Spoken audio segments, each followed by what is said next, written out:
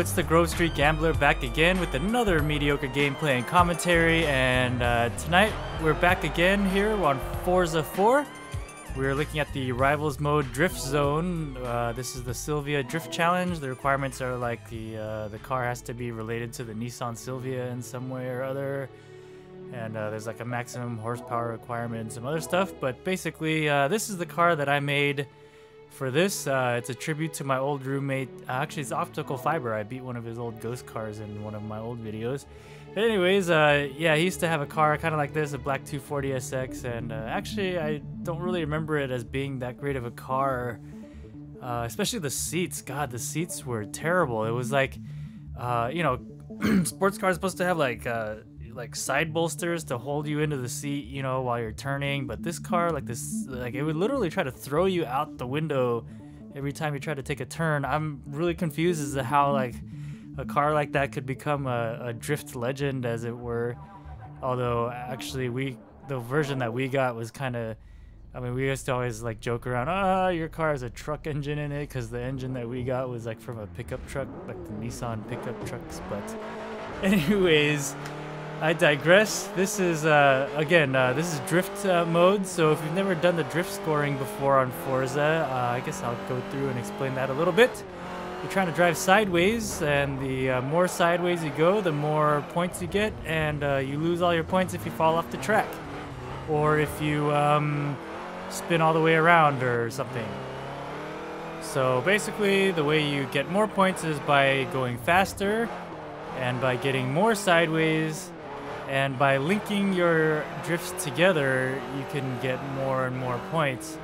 And that's pretty much it. You try to just link as many drifts as you can and get as crazy as you can and rack up as many points as you can and try to beat all your rivals on your friend's leaderboard thingy. I don't know what it's called officially right now. I actually haven't played this game in a couple of days because I've been a little busy working and stuff, but here we are. Anyways, why am I talking about that? You came here to hear about Forza. So this car is modified a little bit. It's got a supercharger for some more power, so I can get a little faster in some of these bigger turns, and like beefier tires. Obviously I got the roll cage in there. My friend didn't have any of this stuff in his car, although I do remember he changed the seats. Like he went on Craigslist and bought some guy's seats from an S14 240, and those seats were much better, but this car was still slow, man. I'm sorry, dude. Alright, so here's the second lap. I got a little more chance to get a little more speed into this first turn and rack up some more points, but kind of failed there.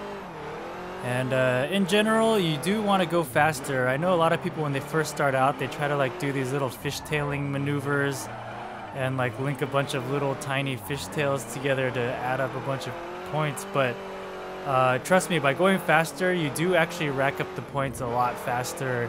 And here you see I'm linking together a couple of nice little drifts through these little S-curves, and there's one of the pitfalls there of linking together your drifts. I just lost almost 6,000 points right there by falling off the track, so don't fall off the track. You also lose all your points if you like totally spin out.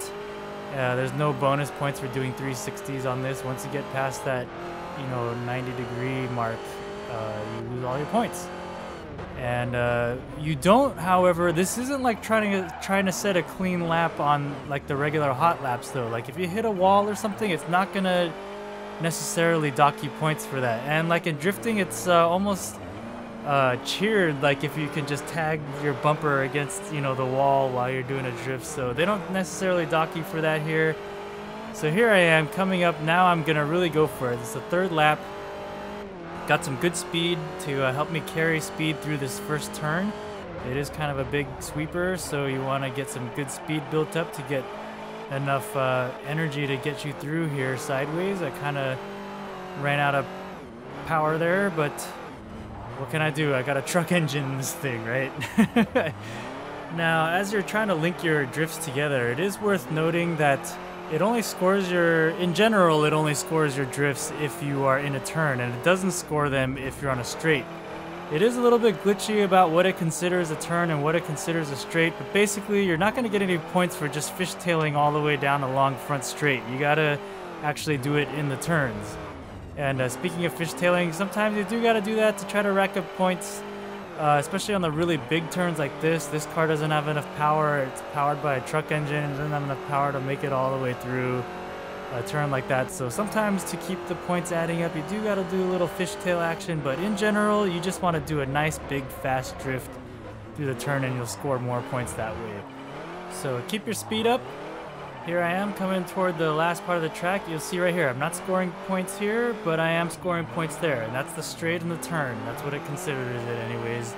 Sometimes it's a little bit arbitrary. Who really knows? So, but that's the basic way of how the scoring works. And you could actually come across the start-finish line sideways if you try hard enough. So, moving on to the next thing. Here's this is a tribute to a car that's owned by another friend of mine. He's got an S2000, kind of like this one. And his, in real life, it is supercharged up to about 340 horsepower. So I went ahead and did that in the game for my tribute to his car. I made a couple other mods too, like put on this carbon fiber hood, which he doesn't have. And I didn't really like how prominent the hardtop looked when it was just the silver of the rest of the car, so I painted it black, but that didn't look quite right, so added a little texture in there to give it a little bit of a carbon fiber weave look and made my own carbon fiber top. And I don't know why I'm talking about that right now, but anyways, we'll take a little look at a little lap. And here's an example of a spot where you could go through this entire big sweeping turn trying to make little fishtailing actions and go all the way across, but you will not score more than 4,000 or 5,000 points. Trust me, I tried. But look at me here. I think there's only one tire on there. Nearly fall off, but I rack up almost 9,000 points. You will not get anywhere near that doing the slow little tiny fishtail thing. Trust me, I tried. But yeah, you want to go faster. Faster will rack up more points and swing that baby all the way around. Oh, it's beautiful. It's fun. Drifting in this game is just so fun. I don't know what else to say about it. I just enjoy it so much. I want to go out and do it in my real car, but then I don't want to die. So this game saves my life every day, I promise. And here I'm about to beat my rival, Regen Prototype. He's some random dude that added me to his friends list, whoever you are. I don't know who you are, but I know that he, since then, has beaten me again. I'll have to go and try to beat him again. And I love how it just looks more authentic on a drift car when it has a little bit of damage like that, I think. It just seems more real, doesn't it? Anyway, that's basically a quick overview of how the scoring works in the drift mode for Forza 4 Rivals mode. And hope you got something out of this, or maybe got some tips, I don't know. But anyways, I'm the GroveStGambler. Thanks for tuning in. Stay safe on the roads out there, and good night.